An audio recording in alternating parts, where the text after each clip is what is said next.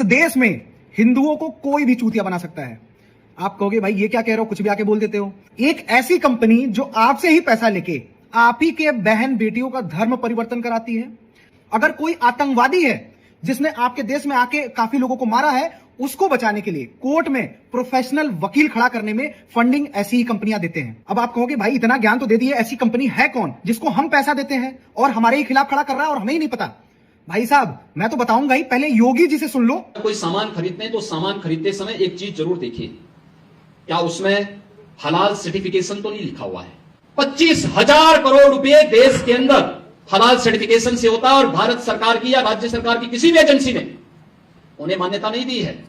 इस सारा का सारा पैसा आतंकवाद के लिए, लव जिहाद के लिए और धर्मांतरण में दुरुपयोग होता है। अब हमें समझने की जरूरत है कि ये हलाल सर्टिफाइड कंपनियां काम कैसे करती हैं और हम उनको कैसे पैसा देते हैं ना चाहते हुए। इसके पहले हमें समझने की जरूरत है कि हलाल क्या है।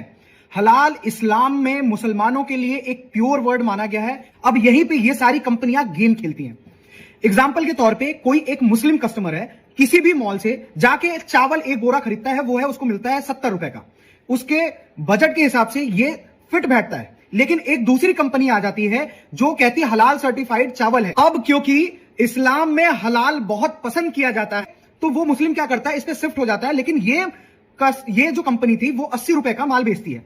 अब इसके बाद क्या होता है, ऐसे ही देखते देखते सारे मुस्लिम ये हलाल सर्टिफाइड वाले प्रोडक्ट को खरीदने लगते हैं, जिसकी वजह से जो पहली कंपनी थे उसका ग्राफ यानी सेल डाउन चला जाता है। यानी हलाल की वजह से दूसरी कंपनी महंगी भी हो गई लेकिन ये ऊपर चली गई।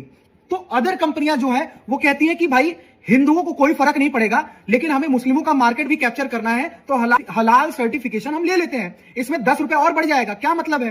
तो इससे होता क्या है कि जो नॉन मुस्लिम है सामने से जाते हैं, हम हलाल सर्टिफाइड प्रोडक्ट खरीदते हैं और कई बार ऐसे प्रोडक्ट पे हम जीएसटी से भी ज्यादा पैसा इनको दे देते हैं।